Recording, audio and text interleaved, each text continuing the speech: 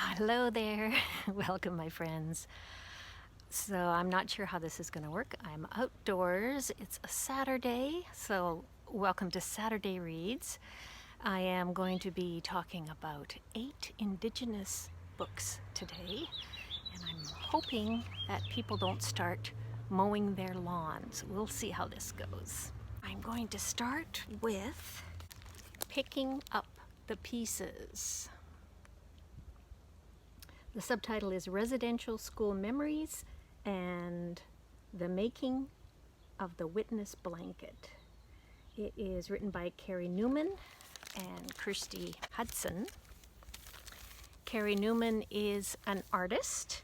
His father is a West Coast Indigenous Qilavvaq and Stolo, and his mother is English, Irish, and Scottish. So he's of mixed ethnicity, and this Witness Blanket project is a work of art that has traveled across Canada, and it's now housed at the Canadian Museum of Human Rights in Winnipeg. It is put together to honor the people who went to residential school. So Carey Newman's idea was to include a physical piece from every one of the over 100 residential schools that operated across Canada for over 100 years. It's got things like bricks, pieces of burnt wood, hockey skates, books, a vent cover from a duct system. There's a whole door from a boys' infirmary, and there are stories and memories that go with all of them. There is a documentary that's been made about this witness blanket. I'll include a link down below.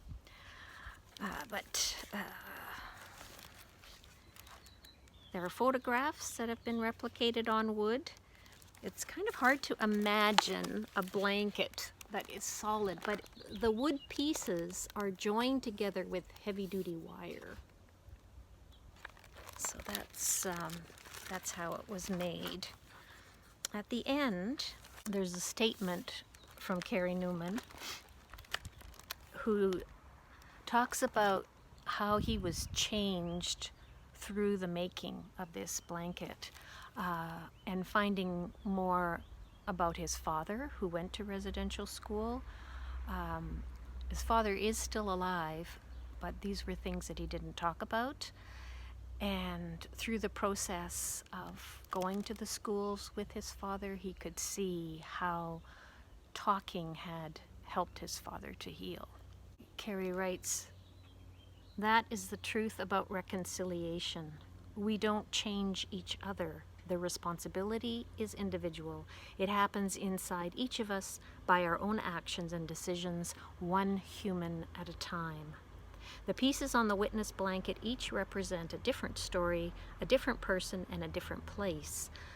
Through the stories of a few survivors, we begin to understand the stories of all survivors. The idea was that these everyday objects would communicate in a different language, connecting each of us through our own memories and experience, that their presence would recall residential schools themselves, somehow making them more tangible, and that the enduring spirit within these bits and parts would form something undeniable, a heartbeat that would gently and resolutely command our attention.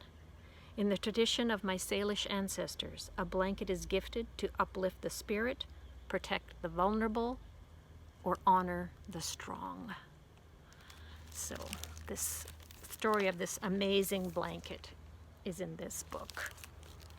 Next, I want to tell you about a book of poetry by Louise Halfe. It is called Awasis, Kinky and Dishevelled. And Louise Halfe grew up on the Saddle Lake Reserve, which is quite close to the farm where I grew up. And she is currently Canada's parliamentary poet. All of the stories in here are about Awasis, the trickster, who can be either male or female. And so the poems, which are all like little mini stories, drawing on traditional stories. Some I recognize, some I don't. Some might be just from Louise Halfe's imagination. But they're funny and bawdy, and they laugh about things like sex and farting.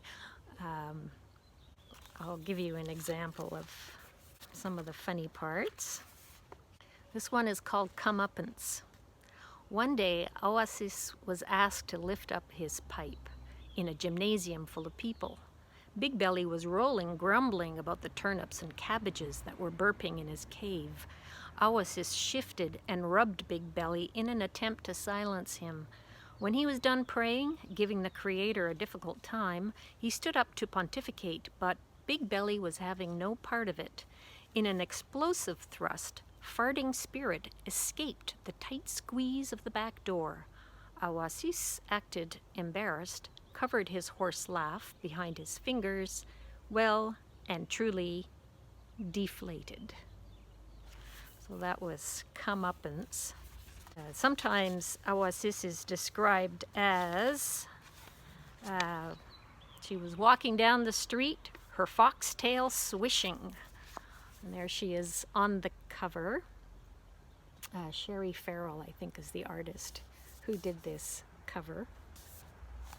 There are a number of Cree words in here, and the first time that a word in Cree appears, it is translated to English in small letters to the side.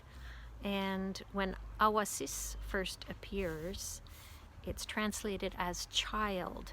But she does explain somewhere in here that it means a little bit more than child. Very special child, or illuminated kind of spirit child, special being. Very, very fun poems.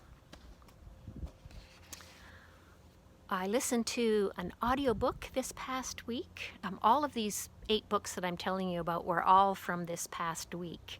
And instead of putting them into my Friday reads yesterday, because I had 3 other books, I thought, well, there's 8. They'll make a good video all on their own. So one was an audiobook by Stephen Graham Jones called The Only Good Indians. This is the first Stephen Graham Jones that I've listened to. I'm not a really big fan of horror, which is why that's the main reason why I hadn't picked him up before.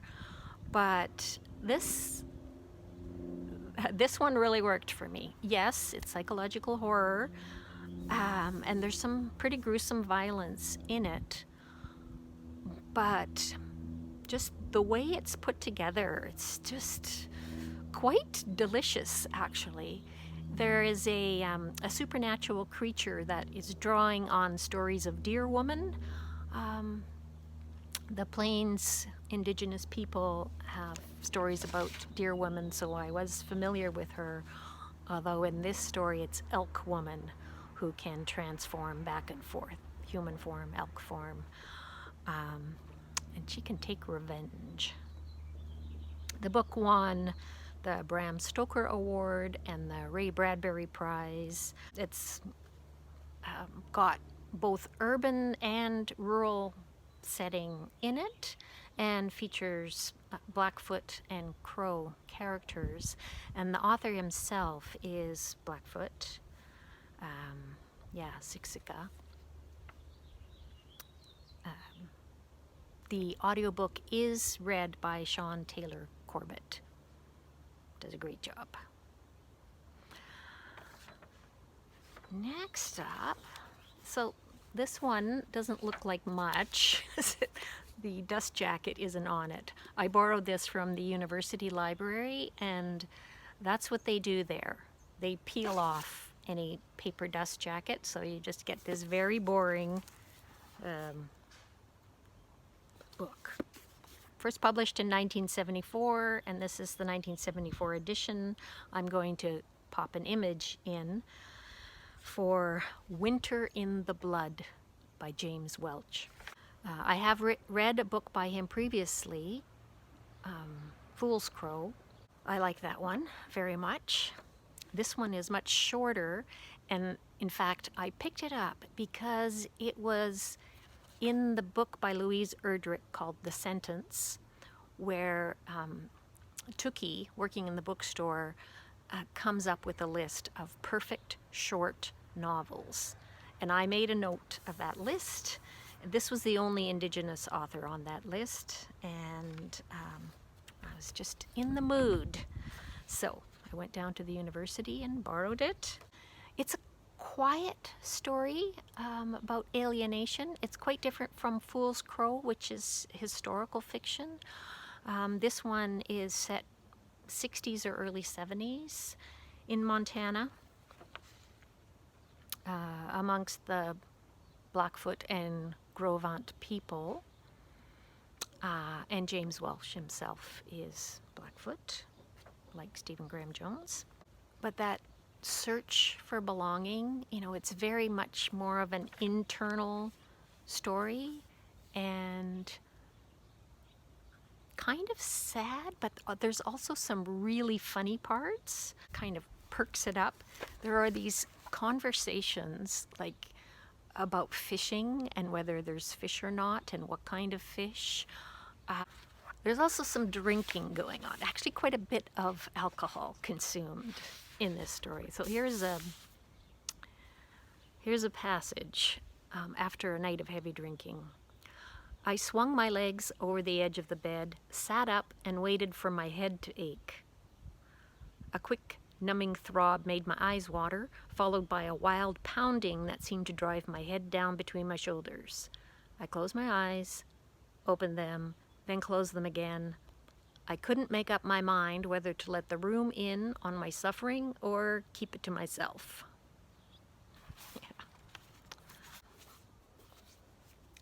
I do recommend James Welch, Winter in the Blood. Okay, next up, kids book. This is a graphic novel, Rabbit Chase. It's by Elizabeth LaPensee and Casey Oster. LaPensee is Anishinaabe, Metis, and Irish. Uses she and they pronouns. Casey Oster is Ojibwe and Anishinaabe, uses he, she, or they pronouns. And the central character in this book is non-binary. It starts out with some Anishinaabe vocabulary that's used in this graphic novel. Let's just have a look at what the art is like. So the story is kind of like a Indigenous retake of Alice in Wonderland, and Amy, the non-binary kid, when they're off on a class trip, ends up kind of falling through the rabbit hole, and it's quite an adventure, and just really fun. So this one is by David Robertson, who's Swampy Cree from Manitoba. He's written tons of other books for kids and some for adults. And this one is book 2 in the Missawa series. The first one was The Barren Ground, and this one is called The Great Bear. So it's about a couple of Anishinaabe foster kids who can go through a portal into another world where there are animals that talk, and it's kind of like Narnia, but it's Indigenous. And it's really well done. Strangely, there was a school board in Ontario, where this book was pulled from the shelves due to a parent's concerns, And I looked at Debbie Reese's American Indians in Children's Literature blog to see what she had to say about it. And she highly recommends the book. She said the only thing that she saw that might be of concern was a reference to happy hunting grounds. But it's used in a pretty innocuous way in here. And actually, Happy Hunting Grounds is also in Stephen Graham Jones' The Only Good Indians. That was in a funny part, the way that it was used there. You don't want to read this one without having read The Barren Grounds first, though. You know, it really wouldn't make sense. These kids go on another adventure there. One more kids' book, Simonie and the Dance Contest. This is the only one of the books I'm showing you today where the author and the illustrator, neither of them are Indigenous. Gail Matthews is an English and dance teacher who has taught for many years in the north. She lives in Qilavvaq, where this story is set. And Hinch, the illustrator, lives in Toronto. The story is published, however, by Inhabit Media, a publishing company in Nunavut that's owned by Inuit. It's an Inuit publishing company. This story is set, did I say that, in Qilavvaq, and there's going to be a dance competition. Look at the joyous images. Simonie really wants to dance, and everybody encourages him. All of this dancing and dancing and dancing reminds me of a video that I'm going to link to below. It's called Feel the Inuitness, and just delightful 3 minutes of an Inuit man who is jigging all over his community. Last and best, a collection of short stories by Chelsea Vowel. Buffalo is the New Buffalo. These are, she calls them Métis futurism, so they're speculative fiction. Every single one is excellent. This one, I think, has a chance for the Giller Prize. It's that good. It's her debut fiction, but she has written an excellent nonfiction called Indigenous Rights. I will link information to that one below. She has alternate history in here, where the railroad was never built across Canada. She has a story about a Michif man who's got superpowers after coming into contact with some kind of radioactive bison. She's got a story about somebody called Maggie Sue, and Makasu is actually the Cree word for a fox. Maggie Sue, in this story, is a shapeshifter, and this illustration could be Maggie Sue, the way that she's described in the story. This is in the voice of someone who's kind of accidentally got caught up in the chaos, and she's telling the story. Are you sure you don't have any red rose or any kind of tea? I've been talking for a while. Yeah, I'll take an Earl Grey. Him and the Burger Baron, they're the only nobility I recognize. Ha! In this story, they talk about the IKEA in Edmonton, and I did not know that there's a big mural painted by Lance Cardinal, an Indigenous artist, bison on it. So now I have to make a special trip to IKEA, not to buy anything, just to see that mural. I love stories that are set in Edmonton. One of the things that's mentioned in here, that's the kind of energy I was dealing with when I got up and kicked at the glass. I'm pretty sure I broke my big toe, and let's just say Maggie Sue and that other one, they laughed even harder, and I felt ridiculous. The pain was pretty intense. I bet those doors would stop a car trying to crash through. That happens a lot in Edmonton, vehicles slamming into buildings. I don't know if it's boredom or alcohol or what. And if you remember, when I did the Indie Bookstore Day video, I talked about Audrey's books. Did I mention that at some point in the 80s they had a car drive right through the plate glass window? And it has happened a number of times in Edmonton. It's very weird. There's bison. Just so many great stories in here, and I cannot recommend it highly enough. And if it doesn't win book awards in Canada, then Chelsea Vowel will be robbed because it's so good. All right, that's it. Thank you so much for watching, and I would love to chat with you in the comments below.